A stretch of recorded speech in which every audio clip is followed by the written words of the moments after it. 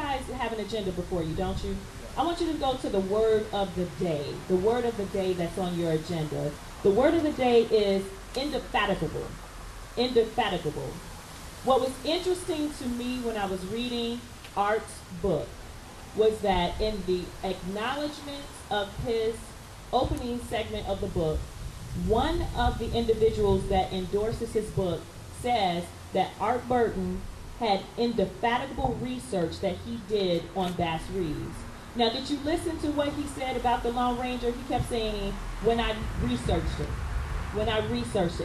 in my research, as I was looking it up. He kept letting us know that he didn't just go off of what people were saying. He went to find the proof so he could speak to that, so he could be seen as an expert. Now, did you also notice what else happened because he did his indefatigable research?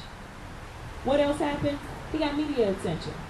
Not just from the United States. He got it from where? Where did he say? Europe. And they ran articles based on the comparison. It's amazing what you can find when you go through and you start doing the research. And Art, you definitely did quite a bit of research on Bass and his life and his career. Yet I want to ask your opinion on something. See, in this environment, this is a Toastmasters environment. And two skills that we tend to use in this environment to get anything done are basically communication and leadership. Based on your indefatigable research and based on what you've grown to know about Bass Reeves, because you've been mentioning him throughout all three of your resources, and the last one, Black Gun, Silver Star, is about him entirely. What would you say was Bass Reeves' success in his career? Would you say that it was solely communication? Was it solely leadership? Or was it a combination of both, and why?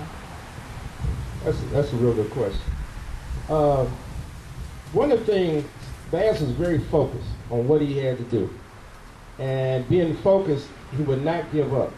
And so he was very, people would say initially, well, if Bass got on somebody's trail, that was it. He was going to get you. There's no way you're going to get away.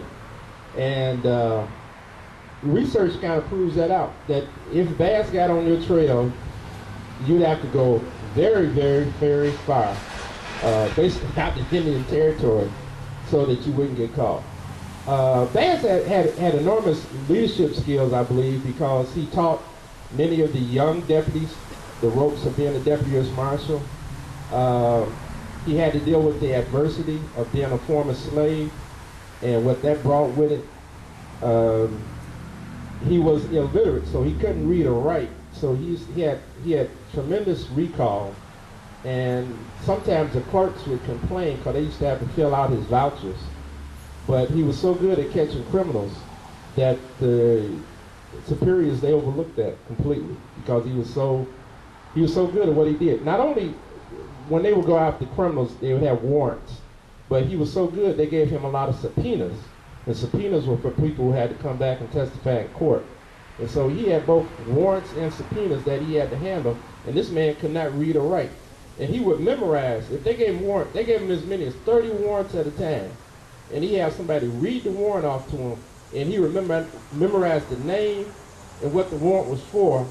And by looking at the name, he would memorize that was that person's name when he looked at that warrant. So he had, that tremendous recall. And actually, there was an individual that did get away from him at one time, and they brought him into jail, and it was like 25 years earlier. And Bass remembered him when he seen him. And remembered what his name was and what the crime was that he was after for 25 years later. He had tremendous recall, and he was dedicated to doing as good a job as he could. Bass would be, he's a great role model for anybody today, but I think he'd be a great role model for law enforcement officers. He didn't have any type, a lot of times, I was a police commissioner for 5 years, and so I know about police. And a lot of times you get a lot of police who don't know how to conduct themselves. They get to be bullies, they kind of push people around. And Bass had none of that. He treated everybody as a gentleman or a lady, and he was always kind and considerate. But if you were on the wrong side of the law, you were in trouble because you had to deal with another type of Bass Reeves at that point. It's interesting that you said you were a police commissioner. How many hats have you been wearing? He would be a great Toastmaster, wouldn't he?